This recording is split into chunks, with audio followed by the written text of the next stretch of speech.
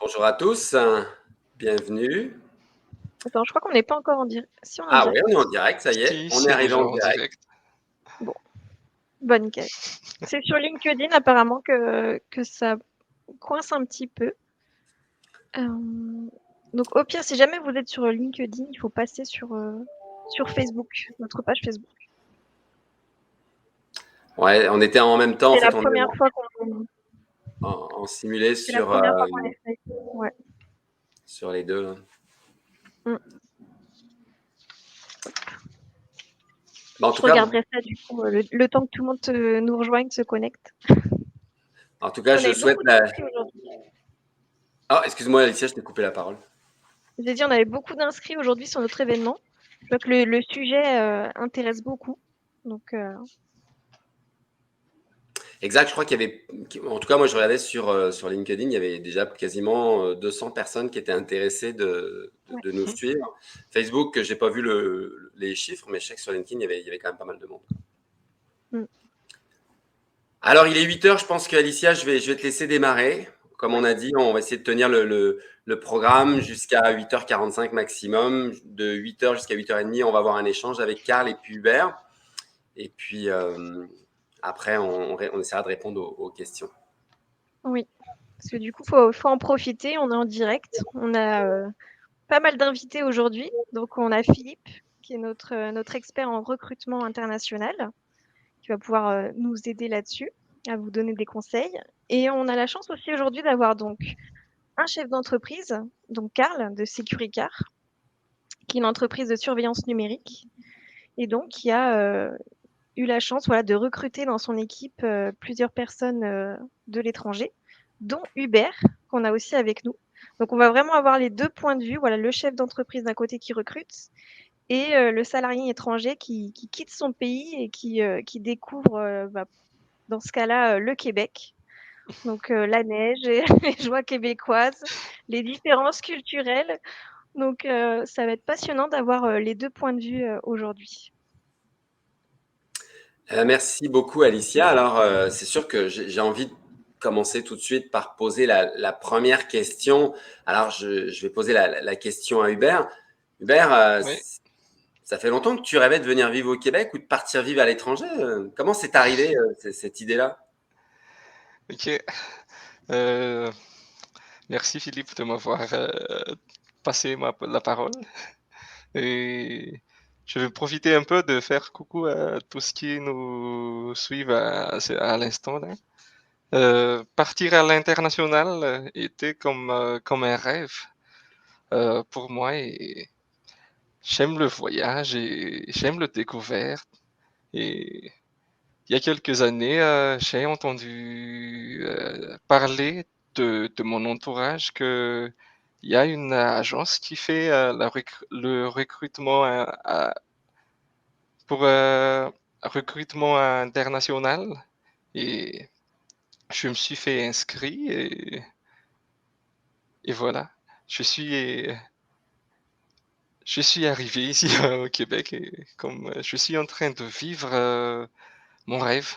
Et ce rêve s'est réalisé, c'est grâce à Monsieur Karl et l'entreprise Securicart dont je me suis vraiment très reconnaissant.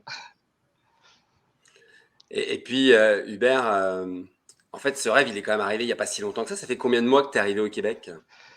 Je suis, je viens, ça fait 2 mois que j'arrive à Québec. Bon, bah, en tout cas, on a hâte d'en savoir un petit peu plus tout à l'heure. Alors, un peu la même question, Karl. Qu'est-ce qui t'a poussé à les recruter à l'international? En fait, nous, on est une compagnie de services, donc on fait beaucoup d'installations chez les clients. Donc, on installe des caméras de surveillance, des systèmes d'alarme, beaucoup de câblage réseau, des équipements chez les clients.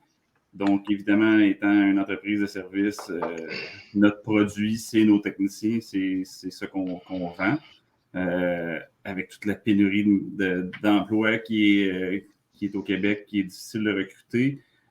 On avait beaucoup d'opportunités de clientèle. Nous, on est distributeur exclusif de grandes chaînes de pharmacie. On couvre tout le Québec, le Nouveau-Brunswick. Donc, on avait deux problématiques. On avait la problématique de trouver des gens. On avait la problématique de garder les gens. Et on avait aussi une problématique de trouver des gens multitâches, en fait. Donc, le type de travail que nous, on fait dans le service, comme on n'est pas dans l'installation, les gens doivent avoir beaucoup de connaissances différentes sur plein de choses. Donc, c'était difficile de trouver des gens d'une compétence assez élevée qui voulaient faire des appels de service et le type de travail qu'on faisait. Donc, j'avais des amis entrepreneurs qui avaient fait du recrutement international avec des très bons succès. Donc, ça m'a poussé à aller vers le recrutement international pour ces raisons-là. Merci, Carl. Juste avant de repasser la parole à Alicia, je vais juste faire aussi peut-être un rappel pour ceux qui nous écoutent, parce que c'est sûr que les gens connaissent le nom de Madagascar, mais il faut resituer un peu. Madagascar, c'est dans l'océan Indien. C'est une île qui est quand même très grande. Et si on devait faire un comparatif aussi, parce que c'est toujours bon, entre le Québec, au Québec, on est à peu près 8,5 millions d'habitants, versus l'île de Madagascar, où c'est 28 millions d'habitants, donc 20 millions de plus. Et grosse différence aussi avec le Québec, nous, on a une démographie qui vieillit. En fait, on est un peuple qui vieillit au Québec, alors que la population malgache est un peuple très, très jeune. J'ai plus les chiffres, mais je pense qu'il y a à peu près 50% de la population qui aurait moins de 25 ans. Donc, puis c'est une population qui, dans les dernières années, a quasiment doublé. Je crois, dans les 30 dernières années, même plus que doublé dans les 30 dernières années. Donc, c'est juste de dire que il y a quand même, c'est vraiment un endroit qui est émergent, où il y a une population, où il y a beaucoup de compétences, il y a beaucoup de bonnes formations. Parce que les gens, des fois, on se dit, est-ce que c'est une petite île de l'océan Indien perdue et autres? Non, c'est une île qui est assez grande, proche de l'Afrique du Sud. Donc, il y a une population qui est dynamique et qui est jeune. Donc, c'est ça. Voilà. On peut en parler plus tard, mais la compétence, c'était un des facteurs pourquoi nous, on est allés à Madagascar, là, en plus du français. Là. Je pourrais en discuter plus longuement tantôt, mais c'est une des raisons pourquoi on a choisi Madagascar. Parce que du coup, oui, tu as choisi des salariés francophones. Donc comme ça simplifiait déjà le processus d'intégration. C'est le sujet aussi qu'on va aborder aujourd'hui, que c'est ce qui fait la réussite, on va dire, de ce projet de vie. Donc de quitter son pays, de venir travailler à l'étranger, c'est vrai que ça passe par une bonne intégration en entreprise, s'intégrer à la vie avec ses collègues, intégrer un peu aussi le pays pour éviter d'avoir un peu le blues en fait, surtout qu'on quitte sa famille, parce que du coup, Hubert, toi, je sais que t'es venu tout seul, du coup, pour l'instant. Oui, c'est bien ça. Ouais, parce que du coup, t'es marié, du coup, Oui, je suis un homme marié et j'ai un fils Ouais. d'un an et demi. Et la prise de décision n'est pas facile au début pour, pour moi et ma femme, mais et surtout quand on a eu notre premier enfant, c'est vraiment très difficile, mais nous avons étudié et nous avons regardé tous les avantages, les côtés positifs d'aller travailler ici au Québec. Ouais. Et nous avons réussi à décider que on va partir, on va faire comment dirais-je ça, Le sacrifice. une sacrifice et la décision est comme l'arrivée de Carl et le Security Car chez nous, on a trouvé que c'est une très belle opportunité à ne pas rater pour préparer notre avenir pour ma famille et euh, et en plus ma femme me soutient pendant toutes les étapes et on est plus solide malgré la différence, la séparation là. Et en Disons que voilà, cette espérant encore. opportunité, quoi. Oui, Ouais. oui, c'est une très belle Ouais. opportunité Comme tu dis, pour ouais, commencer. des sacrifices sur le moment, mais qui pour le futur, voilà, annoncent de gros projets, je l'espère, en tout cas pour vous. Oui, Donc, c'est et du bien coup, ça. l'idée de partir au Québec, elle est venue par rapport à l'opportunité professionnelle ou c'est un rêve peut-être que tu avais depuis toujours, de quitter ton pays, de voir d'autres choses? Oui, c'est par rapport à l'opportunité professionnelle, premièrement, et pour Ouais, l'avenir de ma famille. Parce qu'ici, au Québec, euh, on a la possibilité d'offrir le meilleur pour la qualité de vie pour la famille. Parce que ici, au Québec, la santé, le, la sécurité, l'étude pour les enfants, c'est vraiment très, très intéressant. mmh. Bah, je te remercie Hubert, en tout cas, c'est très, très intéressant. Donc, et moi, du coup, je découvre en même temps, que nos auditeurs, en fait, vos témoignages à tous les 2 donc et je trouve que c'est vraiment agréable. On a la chance d'avoir les 2 points de vue. Donc toi, tu fais des sacrifices, tu quittes ton pays, pour, saisir une opportunité professionnelle et de l'autre côté, on a aussi Karl, voilà, qui est un chef d'entreprise, voilà, qui a, eu l'audace, on va dire, de pas avoir, peur, de recruter des gens à l'international parce que c'est des choses qu'on voit beaucoup dans les commentaires parce que du coup, moi, je suis sur MoveJob, donc comme on a une plateforme innovante sur le recrutement international, c'est vrai qu'on voit qu'il y a certaines entreprises qui sont un petit peu, comment dire, craintives, qui se posent beaucoup de questions sur l'intégration, sur comment ça va se passer de recruter, à l'étranger.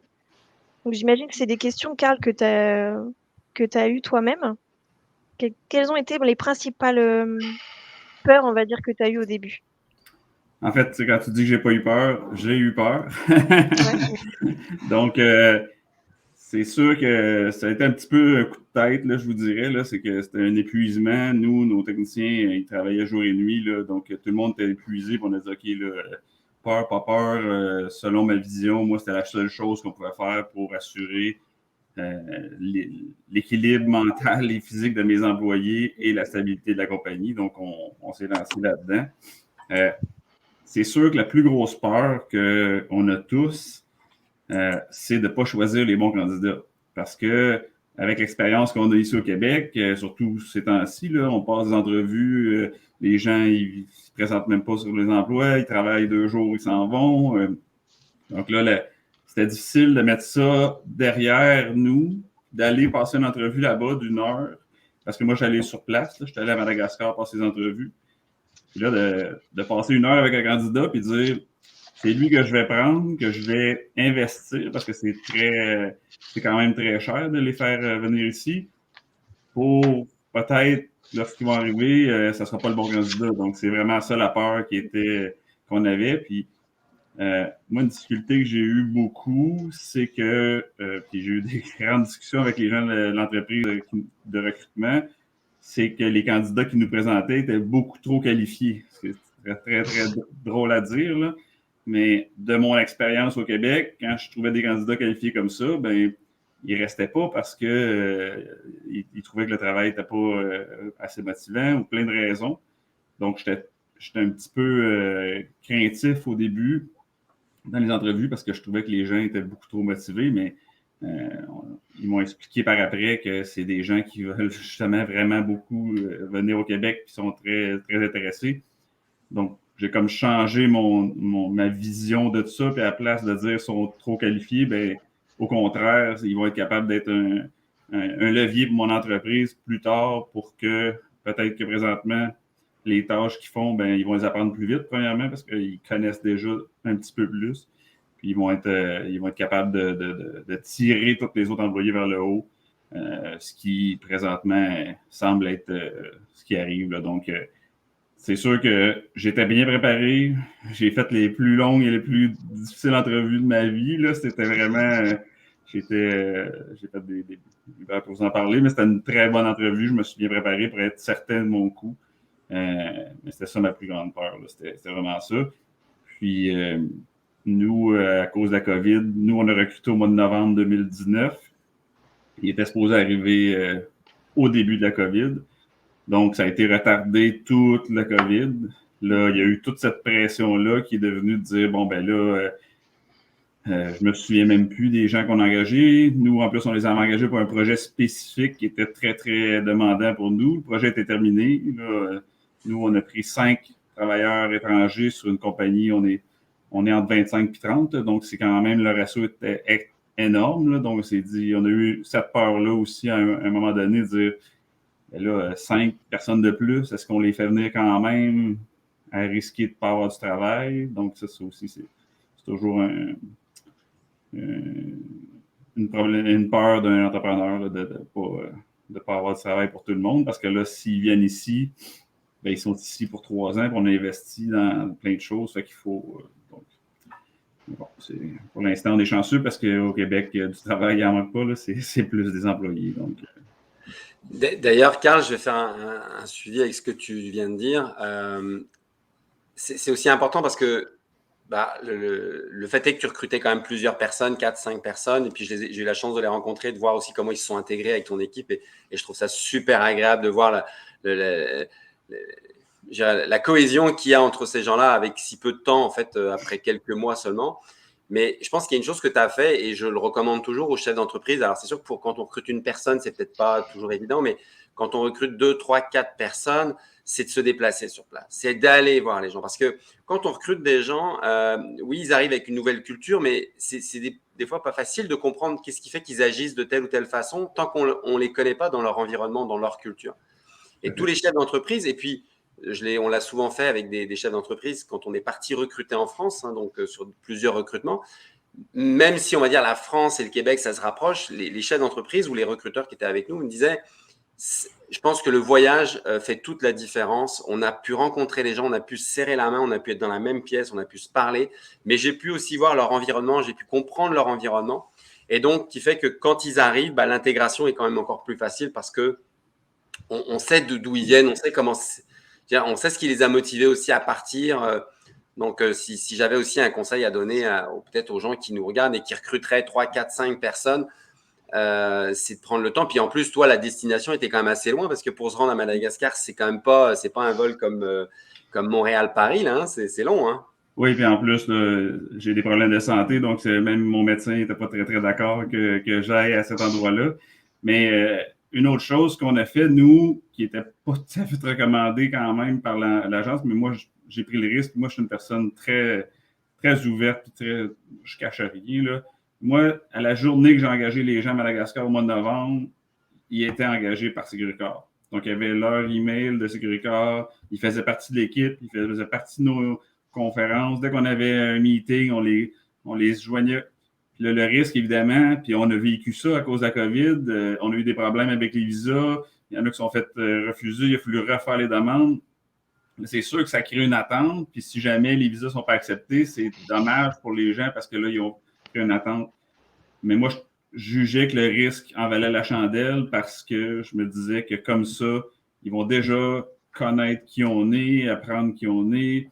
Des fois, des petits emails de procédure, tu sais, à la blague, ils connaissaient tous les noms de nos logiciels, mais ils n'avaient aucune idée c'était quoi, puis ils savaient qu'il ne fallait pas faire telle erreur, puis donc ça les excitait même de voir pourquoi ils n'arrêtent pas de chialer, de ne pas faire telle chose, pas mettre telle affaire dans telle case, donc ça les a vraiment, je pense, beaucoup aidés dans l'intégration de les considérer comme des employés à la journée 1. Et du coup, comment cette décision, elle a été perçue par tes équipes? En fait, comme j'ai dit tantôt, nous, c'était extrême la situation qu'on est. Nous, on fait notre client principal, c'est 2 grandes chaînes de pharmacie au Québec. Donc, nous, notre client, il ne peut pas attendre. S'il y a une pharmacie qui ne fonctionne pas, il faut y aller, il faut passer la nuit là. On ne peut pas dire on va laisser ça, on va retourner demain la faire fonctionner. Non, nous, il faut continuer à travailler. Donc, nos horaires de travail sont très exigeants. Puis si je n'ai pas assez de techniciens pour répondre à la demande de tous mes clients, étant un service essentiel, il faut répondre quand même. Donc, on était rendu à faire des heures de fou. Donc, les techniciens étaient épuisés. Puis, ils étaient aussi tannés de toujours avoir des gens des nouveaux, à les former, puis qu'ils requittent, puis qu'ils reviennent. Donc, les techniciens, eux, ça leur pèse beaucoup parce qu'ils aiment ça être efficace, ils aiment ça que les gens suivent. Donc, l'idée d'avoir des gens de Madagascar motivés, premièrement, qui connaissent ce qu'ils font, puis qui vont être là pour au moins 3 ans, là, donc dans notre cas. Mais ça a motivé beaucoup de mes techniciens parce qu'ils disaient, OK, le temps que j'investis à lui expliquer les choses, à apprendre à le connaître, ben, il va être payant parce que je n'aurais pas besoin de lui expliquer. Donc, ça, j'ai eu aucune problématique, aucun employé de moi qui a eu aucun doute sur notre démarche. On a été francs depuis le début, on a toujours dit, on n'a jamais rien caché, donc c'est sûr que ça l'aide, mais j'ai jamais eu aucun problème pour ça. C'est vraiment une problématique. Puis nous, on est débordés de travail, là, puis les techniciens le savent. Fait que c'est pas, ils n'ont personne qui a eu peur de perdre sa job ou c'est pas du tout la situation.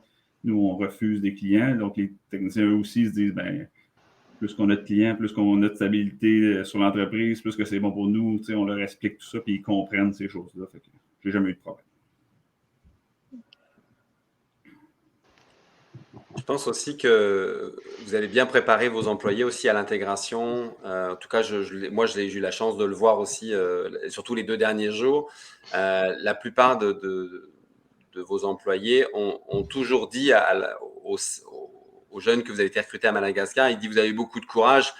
Moi, je ne sais pas si j'aurais eu le courage de le faire, de quitter un pays que je connais, d'arriver dans un autre pays qui est très éloigné, sans amis, sans famille. Avec de nouvelles cultures, des nouvelles pratiques, ça demande beaucoup de courage, surtout quand en plus on est marié, qu'on a des jeunes enfants, qu'on laisse notre famille le temps de s'installer. Ça peut durer 1 an et demi avant que notre conjoint ou notre conjointe puisse arriver. Je pense que l'ensemble de tes employés, en tout cas moi, c'est tout ce qu'ils m'ont partagé dans les entrevues qu'on a eues, c'était de dire chapeau bas, quoi, ils sont courageux, quoi. Oui, tout à fait. Puis on l'a communiqué sur des choses qu'on a communiquées aux employés, de leur expliquer, essayer qu'ils comprennent la réalité des gens qui viennent justement pour les aider. On avait pris des gens, on leur avait demandé, voulez-vous être leur mentor, les aider? C'est sûr que avec la COVID, c'était plus compliqué, mais on avait déjà un plan au début, qu'on voulait avoir pris des plus vieux de la compagnie pour dire, bon, ben, vous allez leur montrer comment que le métro fonctionne, comment que si ça fonctionne. Là, ça n'a pas aussi fonctionné comme on voulait à cause de la COVID, mais on avait vraiment préparé leur intégration, puis on en parlait beaucoup dans l'entreprise. Du coup, moi, j'ai d'autres questions un peu plus techniques parce que du coup, on avait demandé à nos internautes en amont de poser leurs questions et j'ai eu beaucoup de sujets autour des questions de coûts, des délais de recrutement. Donc, je sais que Carl, tu en as un petit peu abordé le sujet, voilà, comme problématique que tu as rencontrée. Et du coup, donc soit toi ou Philippe, qui est peut-être un peu plus pointu là-dessus, peut nous donner des infos. Comment ça se passe, toutes les démarches administratives avec Madagascar, du coup?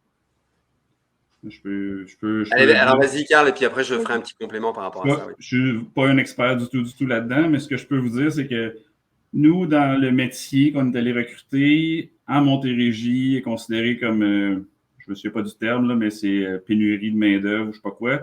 Donc, en étant considéré pénurie de main-d'œuvre, on avait comme quelques étapes de moins à faire dans le recrutement, dont l'affichage, ces choses-là. Donc, théoriquement, on aurait dû les avoir à peu près en 6 mois, là, parce qu'on avait l'expédition Fast Track. Là. Donc, quand je les ai recrutés au mois de novembre, on aurait dû les avoir quelque part au mois de mars. Évidemment, nous, on a engagé une firme qui s'occupait de 100% de toutes les choses. Moi, ma seule responsabilité, c'était, lorsqu'ils m'envoient un document, le signer, le retourner le plus vite possible pour qu'ils puissent processer les choses. Donc, ça aurait dû être très rapide. Malheureusement, quand le COVID est arrivé, il y a eu plein de directives gouvernementales de freiner l'immigration. Ça a été super compliqué. Puis nous, ça a pris 1 an de plus. Là, donc, ça a été très compliqué, mais c'était vraiment de la politique. Là, ça n'avait rien à voir avec le technique. Ben, c'est sûr, pour faire un complément à ce que tu viens de dire. Premièrement, la COVID a vraiment changé tous les programmes. Nous, habituellement, quand on recrute dans certains pays sur des profils de jeunes professionnels, les jeunes peuvent arriver en 4 mois à peu près au Québec et c'est très, très rapide. Bon, la COVID est arrivée, il y a eu beaucoup de centres de biométrie qui étaient fermés dans le monde, donc c'était plus possible de faire les documents pour voyager. Les administrations prenaient du retard. Le Québec prend encore du retard sur le traitement de certains dossiers, même si on dit qu'il y a des traitements simplifiés, mais c'est pas parce que c'est simplifié, parce que l'administration manque aussi de main-d'œuvre, il ne faut pas l'oublier non plus. Donc, ça veut dire que ça a pris quand même du temps. Au niveau des coûts, et puis c'est vrai que selon le choix d'une entreprise, il y a des entreprises qui décident de faire tout leur processus par elles-mêmes. Donc, c'est ce que propose aussi MoveJob dans la plateforme, où là, en fait, vous êtes en contact directement avec les candidats et vous pouvez. Ou alors de faire ce que nous, on fait avec Patrimoine RH, c'est-à-dire on prend clé en main, où là, comme tu l'as dit, en fait, nous, on fait toutes les démarches, présélection, tout ce qui est le côté technique, validation du côté technique. Et après, il y a un consultant ou un avocat en immigration qui fait les papiers, parce que chacun son métier. Je veux dire, on ne peut pas se mettre du jour au lendemain à vouloir faire des dossiers administratifs ou d'immigration. C'est un vrai métier, donc il faut avoir les bons experts. Mais globalement, si on devait synthétiser dans une période un peu plus classique, ce qui est en train de revenir actuellement, il faut compter pour un recrutement à l'international sur des métiers reconnus comme pénuriques, aux alentours de 6 mois.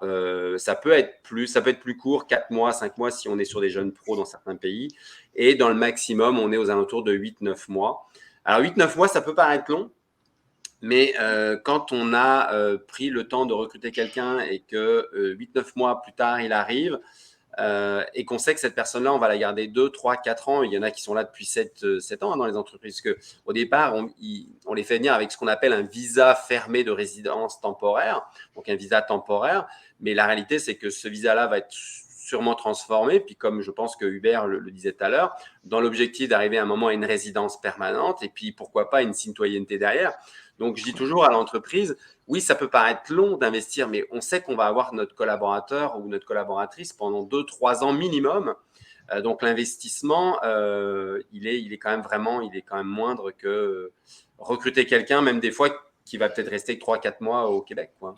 Et moi, ce que je dis toujours, l'exemple que je donne toujours, puis c'est le même exemple avec notre santé, on n'a pas de problème à dépenser 40 000 pour acheter une voiture, mais le mettre dans des gens ou dans notre santé, ça, c'est toujours, on est réticent.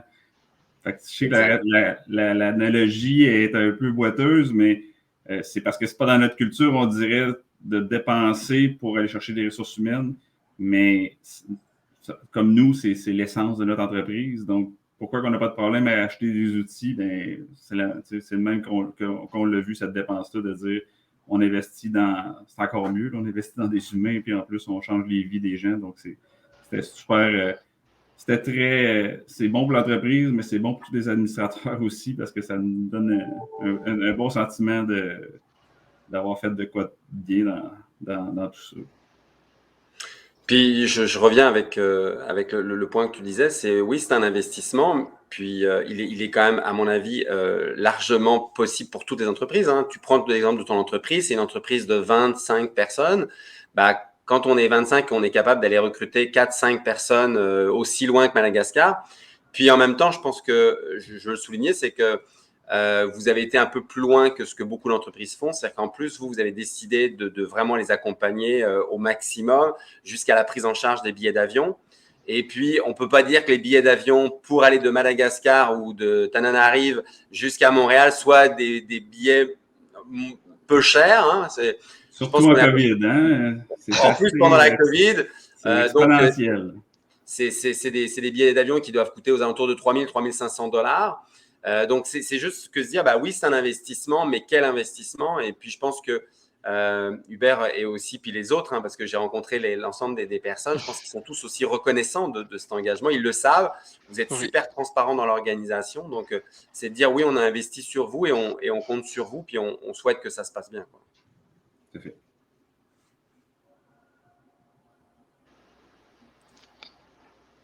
Alors, surtout, n'hésitez pas à nous poser vos questions en commentaire, parce que du coup, ça passe déjà super vite. Ça fait déjà plus d'une demi-heure qu'on est en direct. Donc, on essaiera de répondre à vos questions. Et du coup, moi, je voulais m'adresser à Hubert, du coup, et savoir un petit peu, depuis que tu es arrivé au Québec, est-ce qu'il y a des choses qui t'ont surpris, soit dans la vie de tous les jours ou alors en entreprise aussi, peut-être des différentes façons de fonctionner? Ok. Quand quand j'étais arrivé ici, ce qui m'a j'apprécie beaucoup l'égalité qui est bien placée ici. On trouve que la façon de traiter les immigrants comme nous et les comment on dirait ça? Une sorte de On trouve bienveillance. que tout est traité de même façon. Par exemple, quand j'ai passé mon examen pour recevoir le permis de conduire, toutes les personnes ont fait la queue, respecté le rendez-vous, traité de la même façon. Et dans l'entreprise, tous mes collègues qui nous a bien accueillis, c'est vraiment touchant. De, ils sont prêts à nous aider, à nous former, à nous guider. Et nos employeurs aussi qui nous comprennent très bien notre situation et le très bonne chose, c'est que nos employeurs et nos collaborateurs d'ici ont pris en compte notre compétence, même si on vient de pays très loin. Et ça me touche beaucoup. Bah, j'imagine que oui, c'est très important pour toi. Du coup, ça te met d'autant plus à l'aise. Donc, ce Oui, qui facilite ton intégration. Et, exactement comme ça.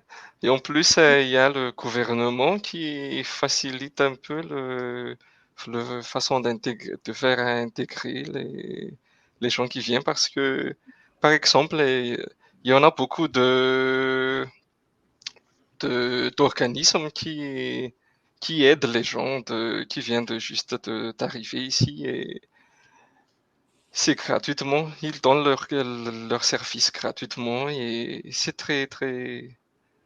Je trouve que c'est très intéressant ça, du côté bien intégré ici. bah, C'est merci. vrai que j'ai envie de faire un complément. C'est vrai que nous, souvent, on prend ça comme des acquis. On pense que c'est partout pareil et autres, mais il suffit juste qu'il y ait des gens qui arrivent d'autres destinations pour nous rappeler que c'est pas vrai partout dans le monde, que l'accès aux soins est pas le même partout, que l'éducation, c'est pas aussi simple et autres. Mais ça, je pense qu'on a besoin aussi d'avoir des gens comme Hubert qui arrivent et qui nous rappellent que qu'est-ce qu'on a comme chance. Et d'ailleurs, souvent, Oui, c'était des commentaires que disait Hubert et puis les autres personnes de l'équipe disaient, mais des fois, j'entends les gens se plaindre, mais pourquoi ils se plaignent? Même pour faire des travaux qui sont moins faciles, mais c'est cool quand même. Ça, on a de la chance, on a du travail, tout va bien. Donc, c'est aussi ce regard un peu sur le monde, sur notre monde qu'on oublie ou qu'on veut plus voir ou qu'on voit plus. Ouais, on a besoin aussi de ce regard neuf. Donc, Puis, n'oubliez merci pas que Hubert d'être là. ça se répercute dans toute l'équipe, parce que toute l'équipe aussi, les autres techniciens qui sont habitués ou qui chiolent, qui sont habitués, ben, ils se rendent compte que, fait que ça remonte toute l'équipe au complet, le moral, puis c'est bon pour tout le monde. Et Hubert, du coup, tous les deux. Ah, vas-y, ah, Philippe. non, en fait, Hubert, si tu avais quelque chose à partager aux gens qui nous écoutent, là, je pense à des candidats qui ont peut-être envie mais peur parce que c'est normal. Je veux dire, moi, ça fait 2 fois que j'immigre dans ma vie. La première fois, on a un peu peur. Il y a de l'angoisse. On part dans un monde inconnu. On ne sait pas trop ce qui va se produire. Est-ce qu'on fait une erreur? Est-ce qu'on emmène notre famille dans un plan difficile? Qu'est-ce que tu as envie de dire aux gens qui auraient envie de le faire, mais ça serait quoi ton conseil? Est-ce que toi, déjà, est-ce que tu le referais maintenant que tu l'as fait? Est-ce que tu le referais? oui. Au début, même moi, j'ai un peu peur d'aller immigrer dans un autre pays, tout ça, faire connaître les gens. Mais au final, je suis vraiment très content de ma décision et j'encourage tous les autres qui ont le rêve de vivre ici au Québec, oser faire un premier pas pour réaliser le rêve que vous avez. Je fais ce témoignage aujourd'hui parce que pour vous donner un peu d'idée de ce que je vis actuellement.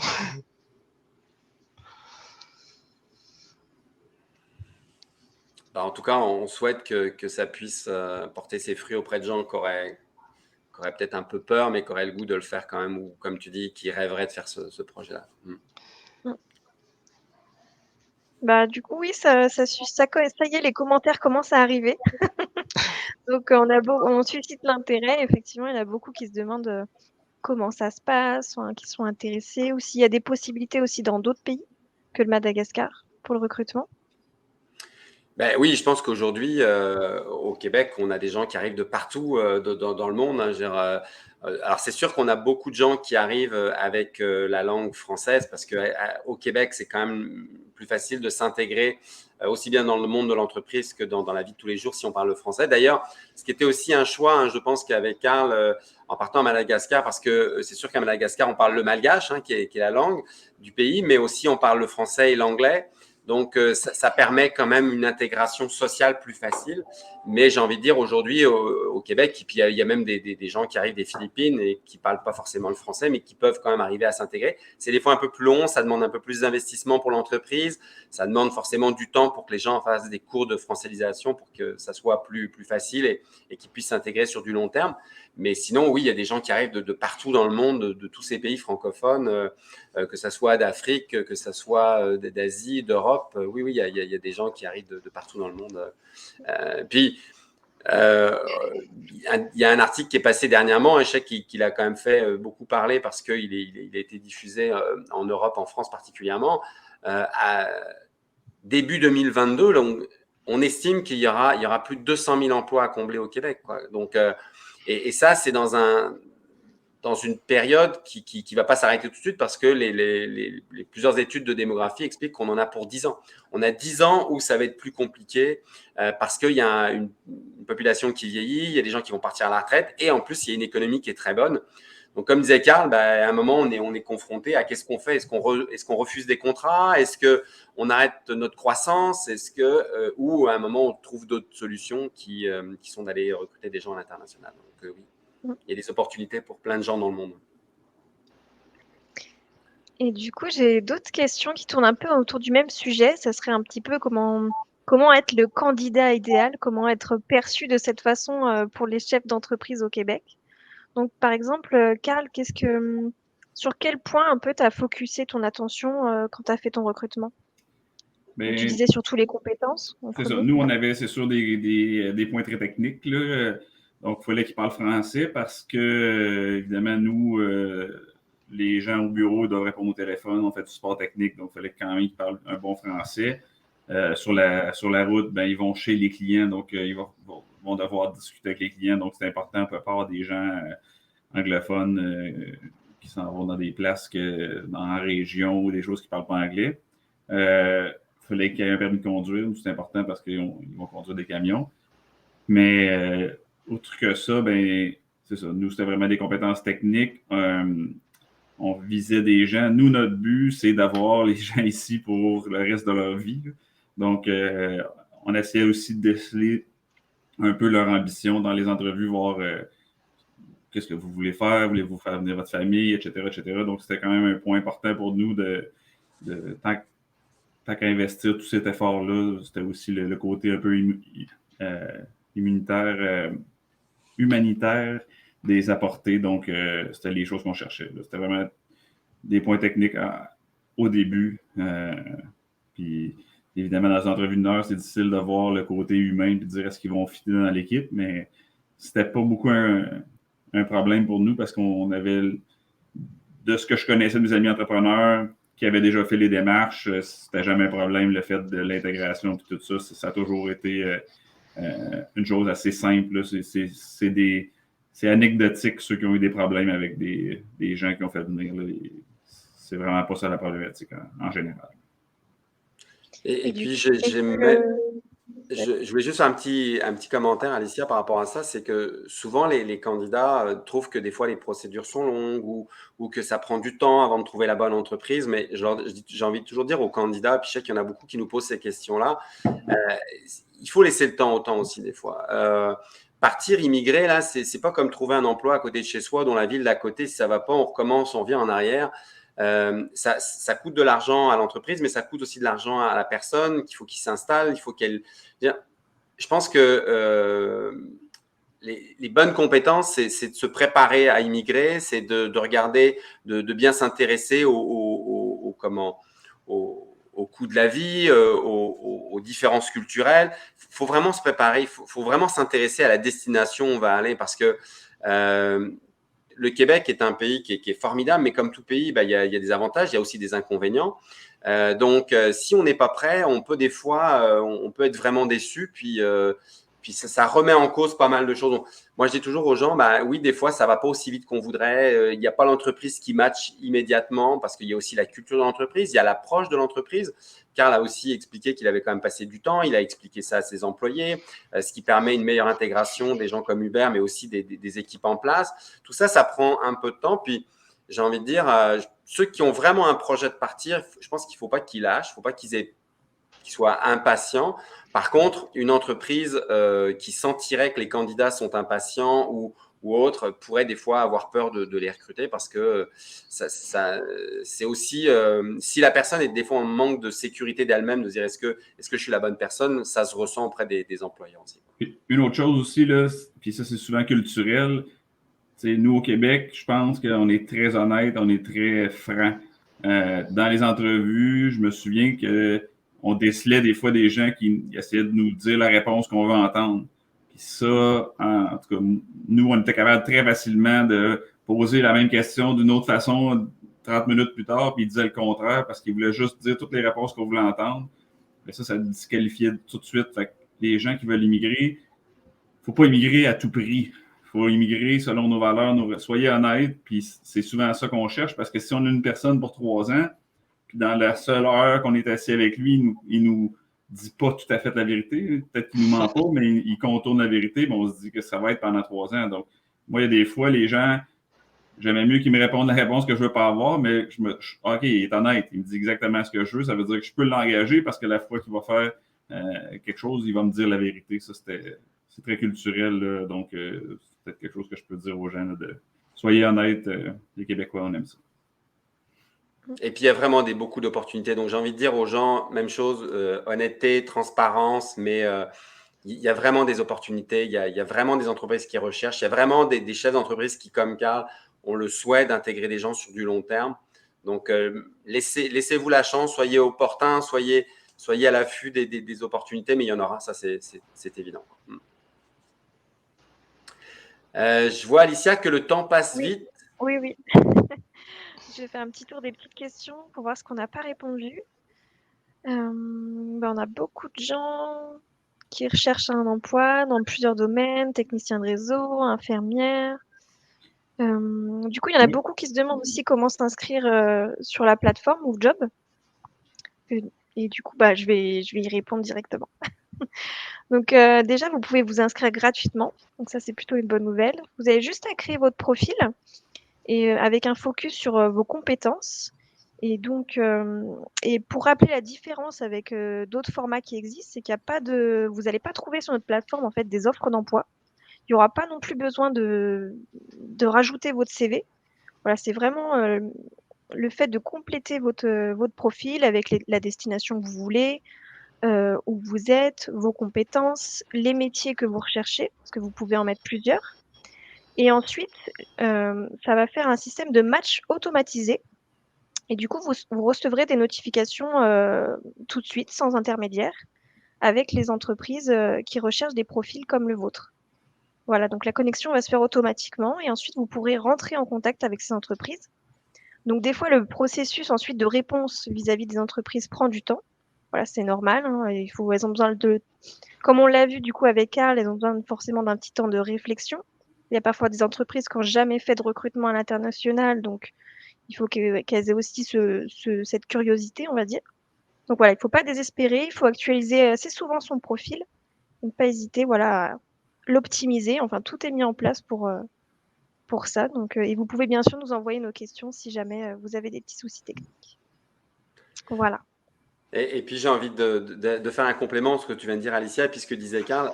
La différence de la plateforme, c'est que les gens ne peuvent pas se coller aux offres d'emploi pour répondre quasiment ce qui est écrit dans l'offre d'emploi, parce qu'il n'y a pas d'offre d'emploi. Donc, en fait, il faut vraiment dire qui on est, ce qu'on a comme compétences techniques. Et là, quand les entreprises qui, elles, font la même chose de leur côté en recherchant, c'est là où le match se fait. Donc, on ne peut pas essayer de séduire toutes les entreprises en disant j'ai vu qu'ils demandaient ça, je vais mettre ça parce que je sais que ça va marcher. Vous ne pouvez pas accéder à ça. Et c'est ça qui fait toute la grande différence. Donc, soyez honnête, dites ce que vous savez faire, ce que vous connaissez. Puis une fois que vous l'avez mis en ligne, eh bien, c'est le match qui se fait avec l'entreprise. Et dès qu'il y a une entreprise qui recherche un profil comme le vôtre avec les mêmes compétences pour la même destination, eh bien, ça match et là, vous pouvez rentrer en contact. Donc, essayez pas de contourner le système parce que l'objectif, c'est vraiment d'être le plus honnête et le plus transparent. Je suis bon dans tel métier, je sais faire tel type de tâche. L'entreprise recherche quelqu'un qui connaît ce type de tâche-là. Le match se fait. Et après, ça sera à vous d'être capable, lors des entrevues en web, par exemple, comme là, de démontrer son implication, son engagement, son projet de vie. Mais ça ne sert à rien de vouloir contourner le système et vouloir plaire à tout prix, parce que c'est ce que disait Karl tout à l'heure, et ça ne marche pas. Puis je le dis aux candidats, souvent quand on fait des processus de recrutement, je fais vouloir plaire à l'entreprise à tout prix, c'est souvent se déplaire à soi. Et un jour ou l'autre, vous allez regretter d'avoir pris cette décision-là parce que ce n'était pas vraiment votre choix, ce n'était pas vraiment votre niveau d'expertise et autres. Donc, soyez honnête et ça devrait être facile, quoi. Du coup, on a déjà 45 bonnes minutes en ligne. Je pense qu'on n'aura pas le temps de répondre à tous les commentaires, mais on essaiera par la suite. Voilà. Et du coup, je voudrais juste conclure peut-être avec une dernière question à Karl. Donc, ça serait du côté pour les chefs d'entreprise qui nous regardent et qui aimeraient recruter à l'international. Quels seraient tes conseils? Enfin, comment leur enlever le doute et se lancer dans l'aventure? En fait, moi, je vais répondre à ta question de 2 volets. Premièrement, vu que j'ai la chance de peut-être avoir des chefs d'entreprise qui m'écoutent, la première chose, je leur dirais, c'est d'envoyer un email ou de contacter leurs députés pour essayer de mettre de la pression sur le gouvernement pour qu'on arrête de limiter l'immigration. Okay? Moi, je suis outré à toutes les fois qu'on entend le gouvernement du Québec. C'est un peu politique, désolé, mais je veux dire, le Québec est en train de manquer le bateau de la reprise économique puis de tout ce qui s'en vient parce qu'on manque de main-d'œuvre, puis on a des gouvernements qui freinent l'immigration, d'avoir des gens hyper compétents qui viendraient améliorer notre société. Donc ça, je vous le dis, les entrepreneurs, prenez le téléphone puis appelez vos députés, première chose. Puis deuxième chose, je pense qu'on a répondu, là, la peur, c'est sûr qu'on a peur toujours, mais si on prend la loi des statistiques, moi, dans tous ceux que je connais qui ont fait ça, le taux de succès est presque de 100%. Donc, je pense que si vous êtes bien préparé pour faire vos entrevues, il ne faut pas prendre ça à la légère. Ce n'est pas une entrevue. Il faut être sûr de bien poser les bonnes questions, bien choisir vos candidats. Je ne pense pas que vous allez être déçus.